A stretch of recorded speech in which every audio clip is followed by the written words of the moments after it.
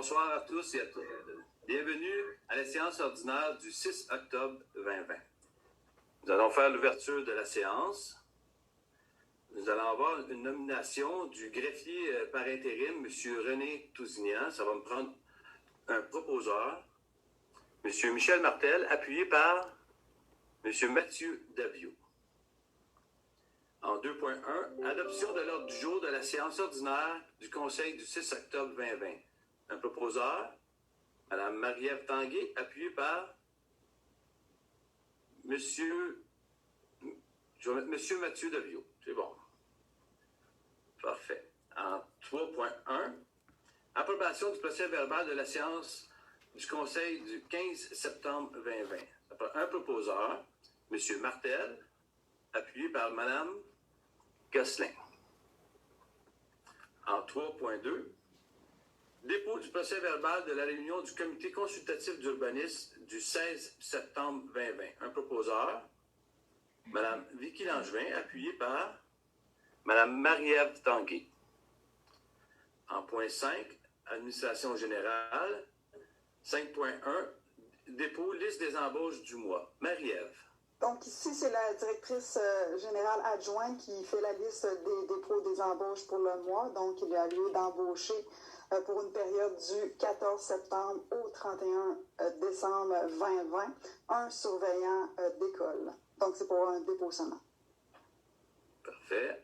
En 5.2, programme d'aide financière dans le cadre du volet 4, soutien de la coopération intermunicipale du Fonds des régions et des ruralités. Michel. Alors, dans le cadre de ce programme-là, les municipalités de Calixa-la-Vallée, Contrecœur, Saint-Amand, Sainte-Julie, Varennes et Verchères souhaitent présenter un projet de mise en commun de services d'ingénierie dans le cadre de l'application des règlements et des ententes relatifs à l'écoulement des eaux et de la protection des bandes livraines. Alors, la résolution, ça consiste à participer au projet de mise en commun des services d'ingénierie dans le cadre de l'application des règlements et des ententes en vigueur. En ce qui a trait à l'écoulement des eaux et à la protection des bandes, il y a lieu aussi d'autoriser M. Sylvain Berthiaume, directeur régional et secrétaire trésorier de la MRC de Marguerite-Duville, à déposer le projet dans le cadre de l'aide financière pour le volet 4, soutien à la coopération intermunicipale du Fonds région et ruralité. Et enfin, proposer que la municipalité régionale de Comté soit nommée responsable du projet. Voilà.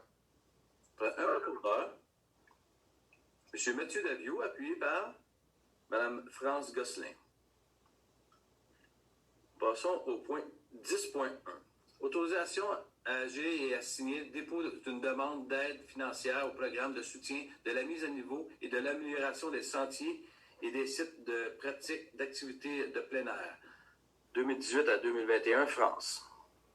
Oui, donc ici, il y a lieu d'autoriser la présentation du projet de réfection et d'amélioration des sentiers au parc Le Rocher. On dépose au ministère de l'Éducation et de l'Enseignement supérieur dans le cadre du programme de soutien à la mise à niveau et à l'amélioration des sentiers et des sites de pratique d'activités en plein air. Et de confirmer évidemment l'engagement de la Ville de Saint-Amand à payer sa part des coûts admissibles au projet et à payer les coûts d'exploitation continue de ce dernier. Et donc de désigner Mme Stéphanie Lacoste, directrice des loisirs récréatifs et communautaires, comme personne autorisée à agir au nom de la Ville de Saint-Amand et à signer en son nom tous les documents relatifs au projet mentionné. Un proposeur, Mme Vicky Langevin, appuyée par M. Michel Martel. En 10.2, nomination, Conseil d'administration, fête des vendanges gourmandes. Vicky. Oui, alors nous avons reçu un projet pour un nouveau campus jeunesse qui a été déposé à la Ville pour qu'on soit partenaire financier avec eux. Alors pour ce faire, on va prendre dans le fond un ancien organisme non lucratif qui est encore existant mais non actif.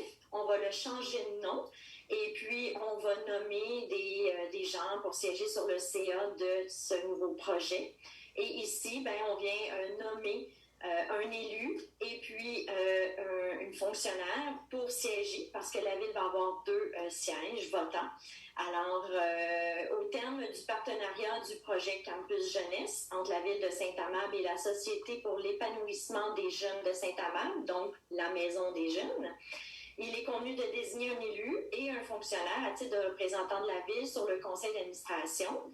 Et il va y avoir une assemblée générale annuelle là, d'ici peu, donc pour former le tout et puis les règlements aussi. Alors, il a lieu de nommer France Gosselin et Stéphanie Lacoste à titre de membre et M. Robert Gagnon en tant que substitut avec des droits de vote. Voilà. Vous prenez un proposeur, Mme Marie-Ève Tanguay, appuyée par M. Mathieu Davio. En 10.3, appel d'offres public APP 2052LO, entretien des patinoires et surveillance. Mathieu. Donc ici, le contrat pour l'entretien de la patinoire étant échu, il y avait lieu d'aller en appel d'offres à nouveau. Donc, lors de l'ouverture des soumissions, le 29 septembre dernier, 2 soumissionnaires avaient déposé, soit paysagiste Martin Belleville au montant de 87 802,39 $ et piscine et spa Poséidon au montant de 253 452,27 $. Alors, considérant que l'étude des dites soumissions a été réalisée par le service des loisirs récréatifs et communautaires de la ville, il a été constaté que celle reçue de l'entreprise paysagiste Martin Belleville était le plus bas soumissionnaire conforme.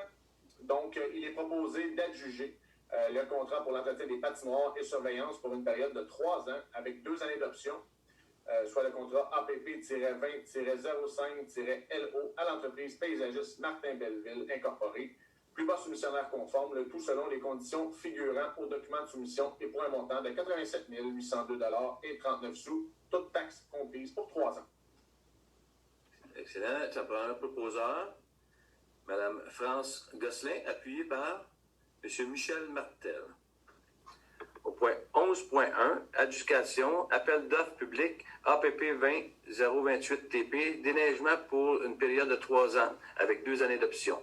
Michel. Donc, il y a eu appel d'offres publiques pour le déneigement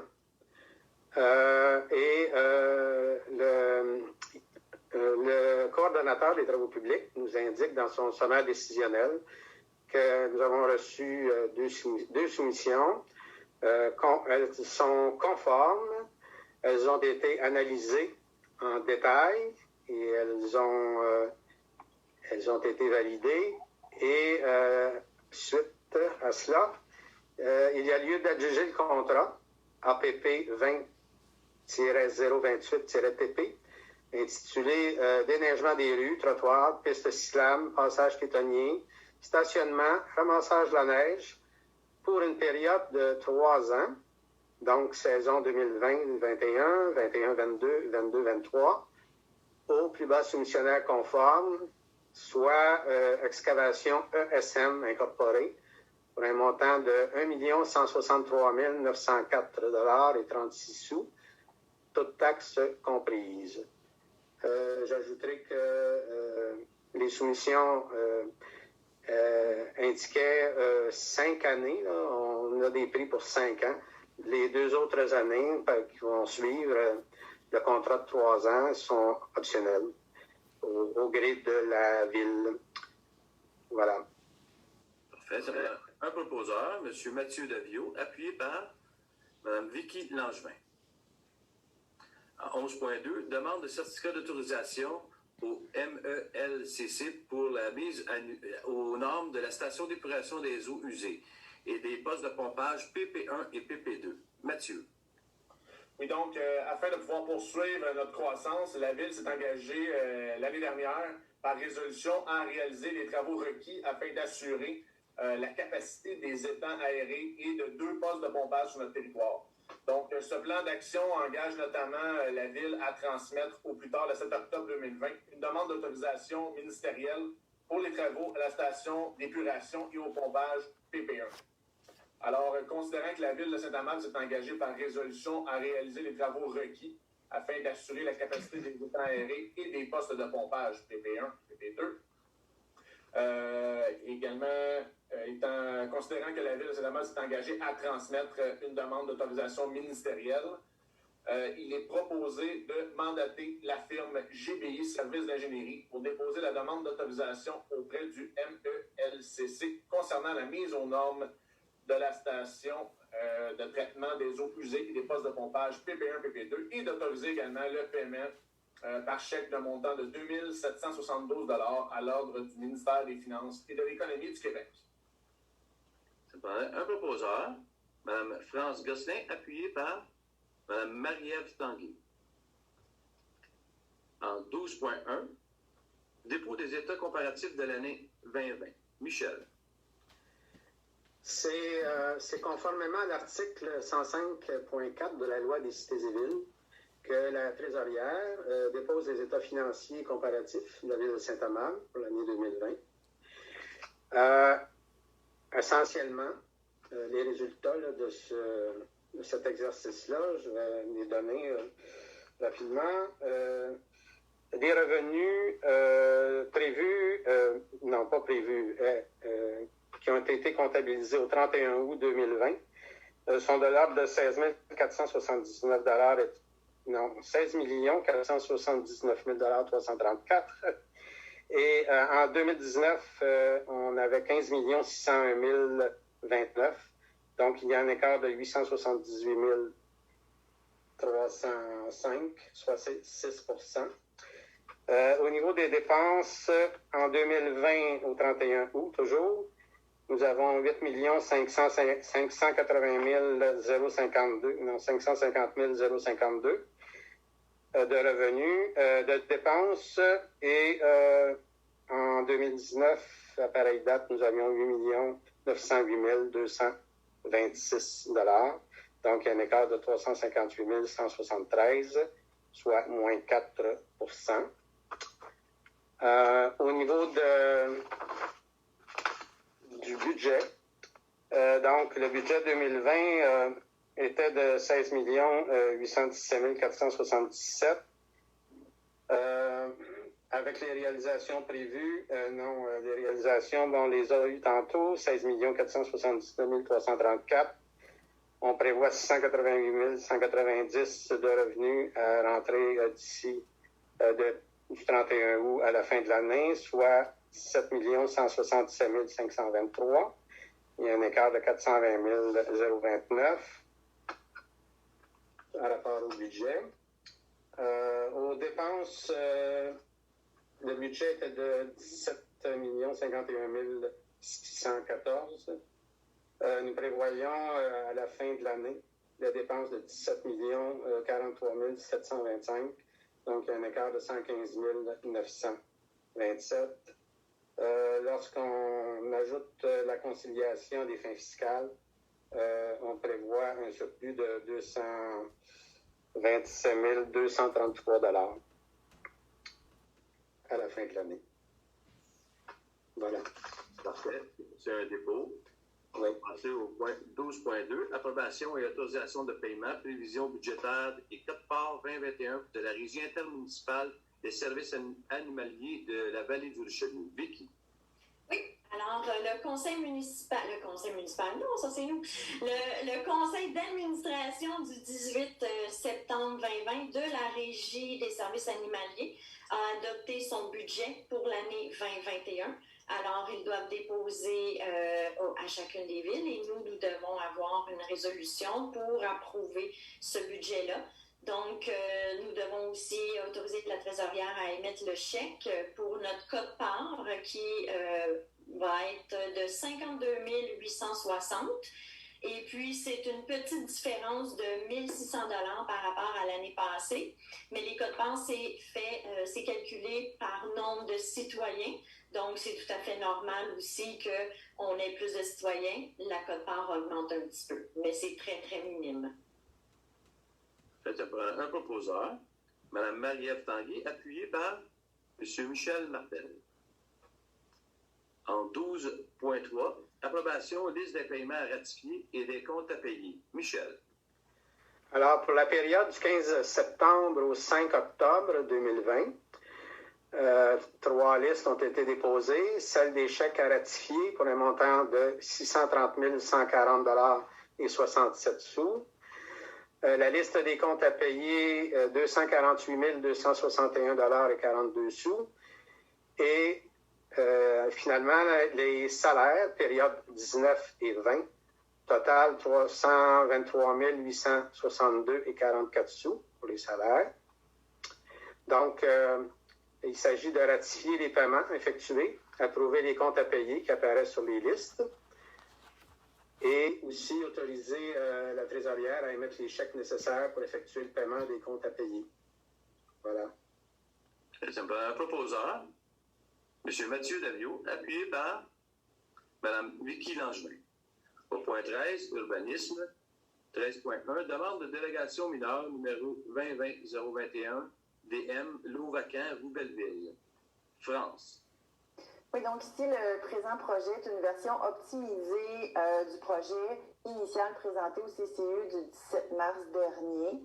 Le projet souhaitait constituer une implantation différente qu'initialement proposée afin de permettre un bâtiment un peu moins large et un peu plus profond pour accueillir des unités d'habitation de grandeur 4,5 versus 3,5 comme initialement proposé, et d'ajouter aussi un garage attaché. Donc, considérant que les citoyens ont été invités à se faire entendre au moyen d'une consultation écrite, qu'aucun commentaire n'a été reçu durant la période de consultation, considérant que la dérogation mineure porte sur les articles 47, 64.1, 70 et 173, ainsi que l'annexe 2 du règlement de zonage numéro 712-00-2013 et ses amendements, c'est-à-dire de permettre l'implantation d'un bâtiment principal à structure isolée de 3 logements avec une marge arrière de 7,03 mètres, alors que la marge minimale requise est de 7,5.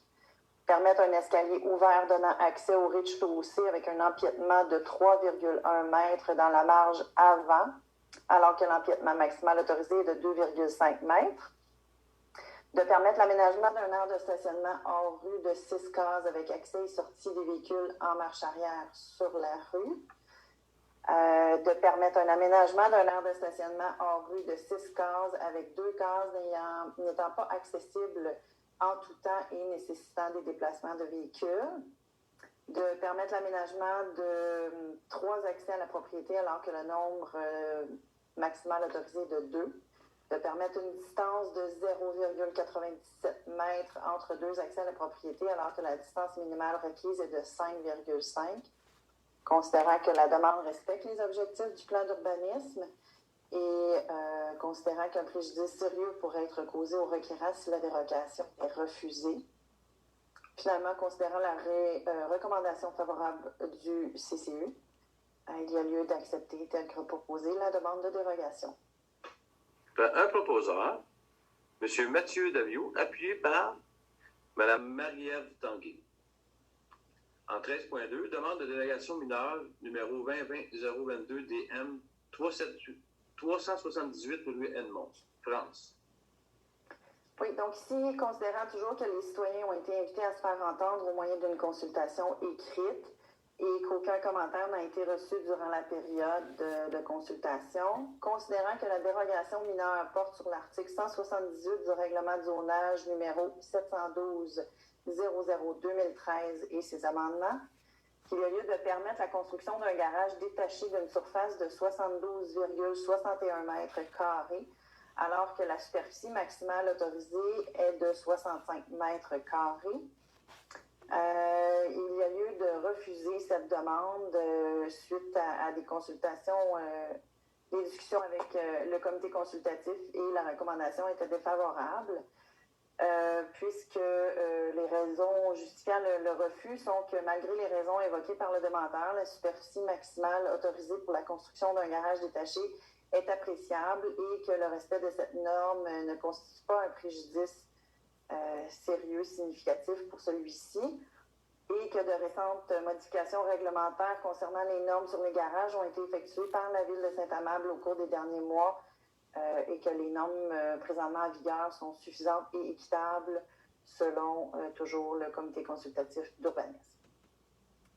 Un proposeur, Mme Vicky Langevin, appuyée par M. Michel Martel. En 13.3, demande de modification de feu de circulation à l'intersection de la rue principale et cardinale. Mathieu. Alors, dans un souci d'améliorer la fluidité sur la rue principale le plus rapidement possible, plus tôt cette année, nous avions mandaté la firme WSP pour effectuer une étude de circulation sur la rue principale. Donc, l'étude a soulevé l'importance de revoir la programmation afin d'optimiser le minutage du feu de circulation situé au carrefour principal et cardinal afin de pallier à l'augmentation prévue des véhicules à court terme et des véhicules actuels. Donc, le but ici, c'est vraiment de pouvoir permettre aux gens de tourner à gauche sécuritairement à la lumière. Donc, le ministère des Transports du Québec exige une résolution du conseil municipal pour faire la demande de modification du feu de circulation à cette intersection. Donc, considérant l'étude de circulation sur la rue principale entre les rues Rémy et David Sud, effectuée par la firme Génie WSP, considérant la prévision de l'augmentation du débit de véhicules à court terme, considérant que la rue principale est une juridiction provinciale et considérant que le ministère des Transports exige une résolution du conseil municipal, il est proposé de demander au ministère des Transports du Québec une modification de la programmation de feux de circulation sur l'intersection principale et cardinale. Donc, il s'agit d'une excellente nouvelle. Un proposeur, Mme France Gosselin, appuyée par Mme Marie-Ève Tanguay. En 13.4, autorisation de signature avenant 3, Centre intégré de la santé et des services sociaux de la Montérégie-Est, France. Considérant les résolutions 056-03-20, la résolution 173-07-20 et la 224-09-20, considérant qu'un avenant doit être signé par les parties afin de prolonger de nouveau la période de vérification diligente, soit jusqu'au 23 octobre 2020. Il y a lieu d'autoriser la directrice générale adjointe et des ressources humaines, Mme Isabelle Roy, à signer pour et au nom de la Ville l'avenant 3 à la promesse bilatérale de vente et d'achat des lots du cadastre, des lots 6 325 686 et 5 978 334, intervenus entre la Ville et le CISSS Montérégie-Est pour la construction du CHSLD sur la rue du Parchemin. Un proposeur, Mme Vicky Langevin, appuyée par M. Mathieu Devieux. En 13.5, demande d'approbation d'un plan d'implantation et d'intégration architecturale, numéro 2020-04 PIA, d'un lot vacant sur la rue Belleville, France.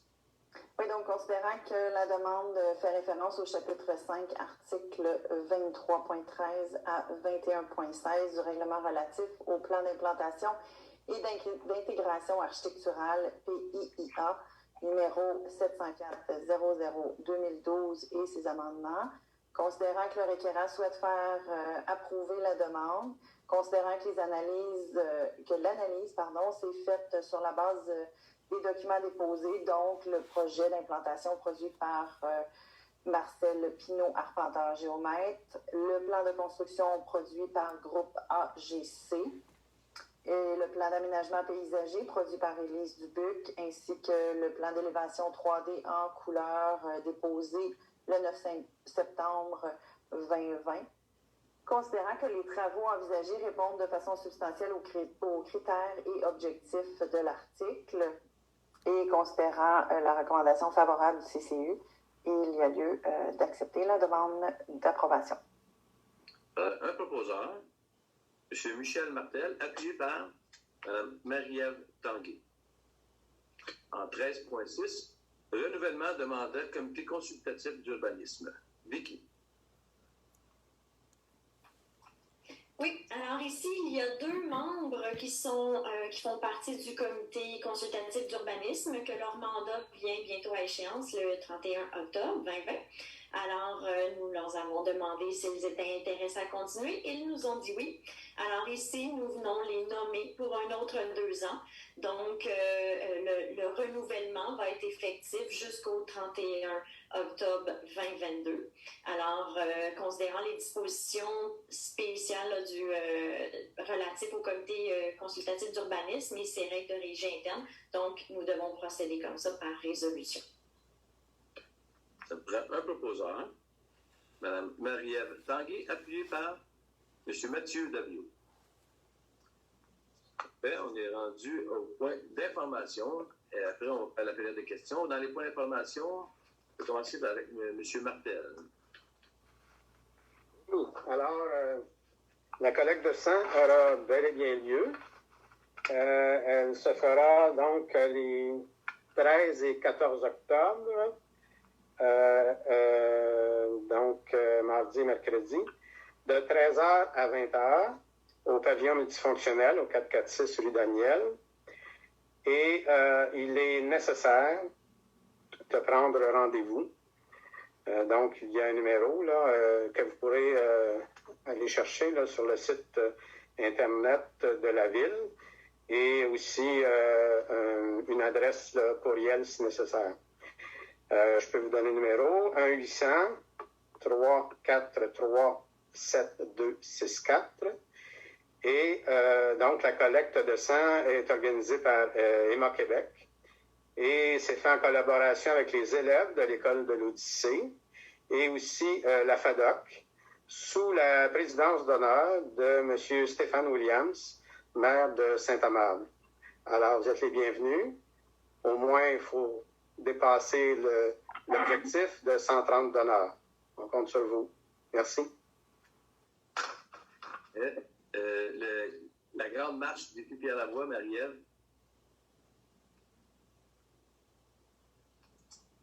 Donc, en fait, ici, c'est simplement pour mentionner que le grand défi Pierre-Lavoie, avec sa grande marche, fait les choses différemment compte tenu de la COVID. Donc, se fait à partir de la maison. Le message est « On se remet en marche ». Donc, vous pouvez vous inscrire à onmarche.com pour marcher 5 km. La date prévue est le 17 et 18 octobre 2020. Donc, simplement vous inscrire via le site internet onmarche.com. Lors de l'inscription, vous aurez accès par la suite là, à une application pour rentrer votre donnée et vous courez la chance de gagner un manteau parce qu'ils vont tirer 50 manteaux grands marcheurs. Donc, on vous incite à vous inscrire et à prendre part à la grande marche du Grand Défi Pierre-Lavoie. Merci, Mathieu. Je te laisse annoncer une bonne nouvelle pour nos automobilistes. Pour ceux qui ne l'auraient pas remarqué ou qui ne l'auraient pas vu sur nos réseaux sociaux, le lien routier sur Cyril-Lapointe qui connecte avec Sainte-Julie, finalement ouvert à la circulation. Donc, on est un peu chanceux dans notre malchance. Là. On a eu 2 semaines d'avance dans les travaux. Les chances de travaux étaient pour le 15 octobre. Donc, c'est maintenant ouvert. Ça va assurément aider la circulation sur la rue principale à l'heure de pointe. Puis maintenant, on a une belle voie bien asphaltée. Également, vous allez remarquer la côte-main plus large, donc pour favoriser les déplacements à vélo. Donc, c'est une autre bonne nouvelle. Alors, on vous invite à reprofiter de ce tronçon de route. Merci. Vicky, je te cède la parole pour... Oui, alors étant donné que la ville de Saint-Amable fait partie de la CMM, la communauté métropolitaine de Montréal, nous sommes dans une zone rouge pour la COVID-19. Alors, je veux vous informer que les bâtiments municipaux sont fermés au public, mais que tous les services municipaux sont maintenus, évidemment, et les citoyens sont encouragés à utiliser les services en ligne lorsque possible. Et vous pouvez avoir tous les détails si vous allez sur le site Internet de la Ville, donc sur la page d'accueil. Vous allez voir, il y a un bandeau niveau d'alerte rouge, service en ligne à distance. Vous cliquez là-dessus et vous allez avoir une panoplie d'informations concernant les différents services. Alors voilà. Et France, je te cède la parole pour la bibliothèque. Oui, donc pour faire du pouce sur ce que Vicky vous apporte là, au niveau des services qui sont offerts tout de même. Alors, évidemment, la bibliothèque est fermée donc au public. Par contre, on continue la bonne action qu'on avait commencée à la première vague de la COVID. Donc, le service des prêts à distance est encore et toujours disponible. Donc, visitez le site Internet de la municipalité. Puis, sous la rubrique COVID, vous avez les détails pour la bibliothèque. Donc, il est possible de placer une commande de livres que vous allez pouvoir ramasser à la porte d'entrée de l'hôtel de ville. Et évidemment, il y a les livres numériques là, qui sont toujours disponibles aussi. Alors, voilà, bonne lecture. On est rendu maintenant à la période de questions. Est-ce que je vais te céder la parole, Vicky, pour que tu vas me dire les questions? Je vais les faire une par une. Je vais lire les questions et M. le maire répondra. Alors, la première question, ma question porte sur l'asphaltage d'une entrée privée. Ne serait-il pas possible d'établir aux citoyens une réglementation sur la date limite pour faire asphalter leur entrée privée? Plusieurs constructions de maisons datent depuis plus de 10 ans et l'entrée est toujours en gravier. Merci. Il y a déjà un règlement en vigueur pour l'asphaltage et l'aménagement des terrains après la construction. C'est 18 mois que les citoyens ont pour paver et aménager leur terrain. Il y a des exceptions. Je n'ai pas la date, je n'ai pas mis la main sur le règlement exact, là, mais il y a une date que quand le règlement a commencé à être en vigueur, mais celui qui sont construits avant ne sont pas obligés. C'est comme un droit acquis. Mais on suggère à tous les citoyens de finir leur terrain et d'aménager le pavage également pour leur entrée. Mais oui, il y a un règlement et c'est 18 mois présentement. Deuxième question.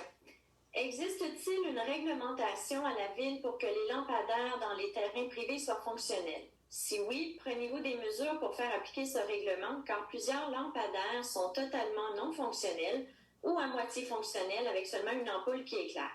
Pour assurer la sécurité des piétons, des enfants, des cyclistes et des automobilistes lors de déplacements, un meilleur éclairage des rues serait grandement apprécié. Oui, il y a un règlement pour les lampadaires sur les terrains privés. Le service d'incendie a fait de la prévention ce printemps, en début d'été, pour sensibiliser les citoyens et les aviser lorsqu'il n'y avait pas de lumière sur le lampadaire. On va récidiver en octobre ou cet automne là, pour faire une autre sensibilisation. Mais c'est une responsabilité citoyenne. Je vous lance un message à tous les citoyens de prendre soin de mettre l'éclairage dans les lampadaires pour la sécurité pour nos enfants, nos jeunes, pour la sécurité du quartier, tout simplement. Merci. Troisième question. Serait-ce possible de rallonger la période de feu? Après une publication sur les réseaux sociaux, une foule de résidents ont exprimé leur désaccord avec la date limite du 1er octobre. Les feux, l'automne, c'est super. Simplement ajouter une clause qui interdise de mettre des feuilles. Oui, nous avons discuté cette semaine de ce point parce qu'on avait un comité incendie, justement. Puis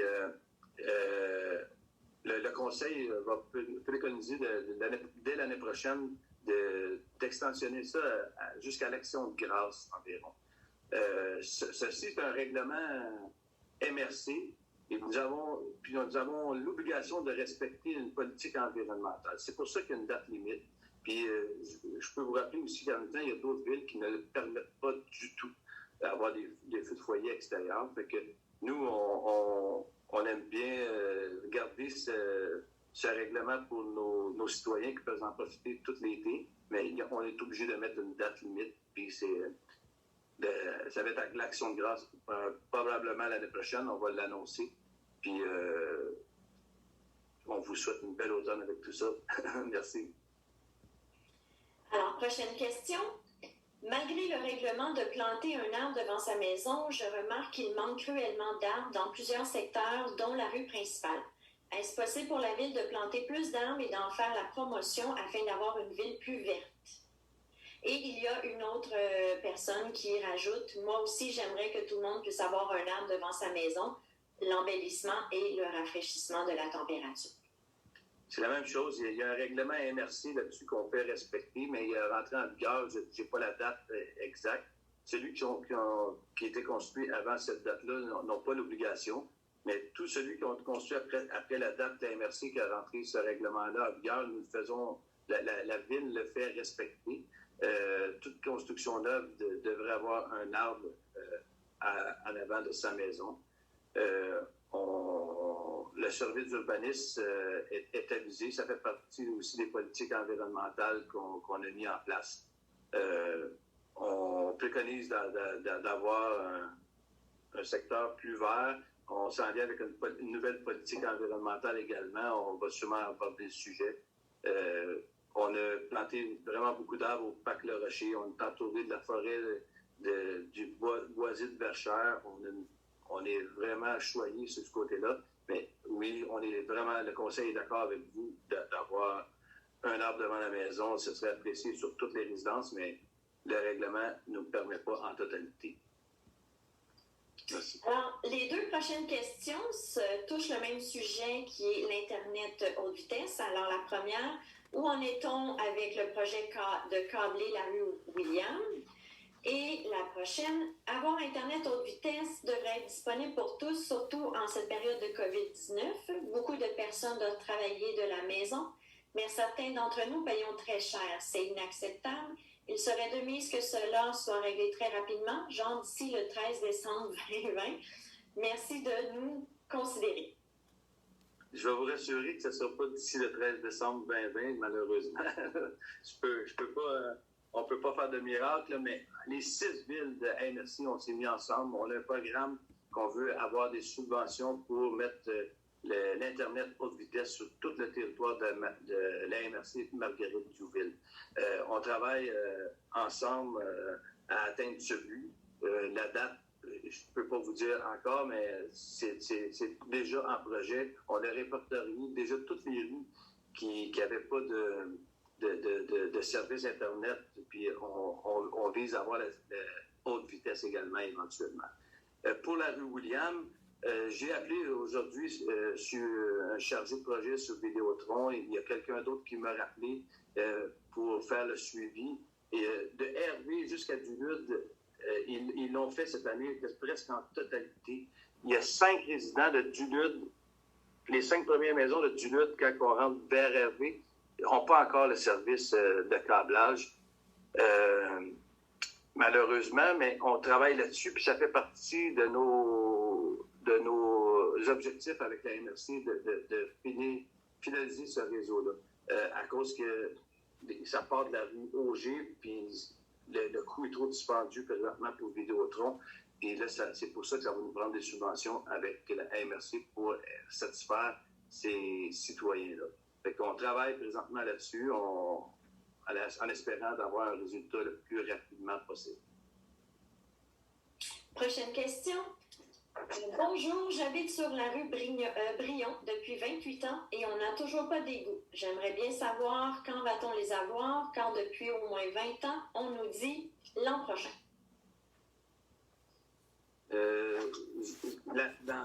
À tous les 4 ans, on a une subvention qui est avec la taxe d'assises. Cette année, on a fait la phase 9A qui est dans la rue des Lilas, Mimosa, Diana, tout dans ce coin-là. Dans 4 ans, nous allons avoir une autre subvention de la taxe d'assises. Et là, ça va être près de la nouvelle école qui est Le Rocher, qui est près de la rue David-Nord. Il va y avoir Dupuis, David-Nord, Dalpé, Quévillon, Danis, Redisson, Daré, dès 80 et Dulude, qui va être fait dans 4 ans environ. Dans 8 ans, on va être rendu à la phase sur la rue Aimé, Brion, Benoît, Omer et Ouellette en partie. Malheureusement, je dois vous annoncer que c'est dans 8 ans, mais je vous donne l'heure juste et ça marche par subvention, à moins qu'on soit capable d'avoir des subventions hautes et plus rapides que là, on pourrait faire les travaux plus rapidement. Mais présentement, c'est cédulé environ en 8 ans. Prochaine question. Pourquoi avoir ajouté des poteaux verts sur certaines rues, dont Béatrice, et malgré ça, plusieurs véhicules stationnent entre ces poteaux? Mais tous les ajouts de valeur qui ont été faits cette année, c'est des corridors scolaires. C'est pour la sécurité pour nos jeunes. Fait que je vous incite à appeler le service de police quand vous voyez des personnes qui se stationnent dans ces endroits-là. Ils vont avoir des infractions pour faire respecter la signalisation. C'est vraiment des corridors scolaires, puis on a fait ça pour la sécurité pour les jeunes de cette amende, tout simplement. Et la dernière question pour ce soir, est-ce qu'il pourrait avoir une étude sur le nombre de décibels que Béton Rive-Sud produit? J'ai vérifié aujourd'hui, puis on n'a pas d'études présentement pour ça. Mais on travaille sur un plan. Ça fait vraiment longtemps que Béton Rive-Sud est établi sur le territoire Saint-Amable. Ça va être quand même assez dur d'arriver à une entente avec eux à cet effet. Mais nous travaillons sur un plan de relance agricole afin de mettre d'établir une usine de transformation de pommes de terre au Parc Le Rocher en arrière du Parc Canet. On a déjà rentré en contact avec le propriétaire de Béton Rive-Sud. Si on réussit à notre plan de relance agricole à mettre une usine sur notre territoire au Parc Le Rocher, on va être capable éventuellement déménager Béton Rive-Sud et réaménager tout ce secteur urbain de la rue David-Nord. Fait que ça, c'est un projet à moyen terme, parce que ce problème-là de décibels dans le jour, quand il travaille, mais il va perdurer encore des années, puis ça va être vraiment dur à régler, à part d'être capable de déménager nos entreprises, mais sur notre territoire, pour garder ces payeurs de taxes, est quand même considérable pour la ville de Saint-Amable. C'est tout. Merci. On est rendu à la levée d'assemblée. Ça me va prendre un proposeur, Mme Marie-Ève Tanguay, appuyée par M. Mathieu Daviau. Et merci. À la prochaine. Merci. Monsieur le maire? Oui.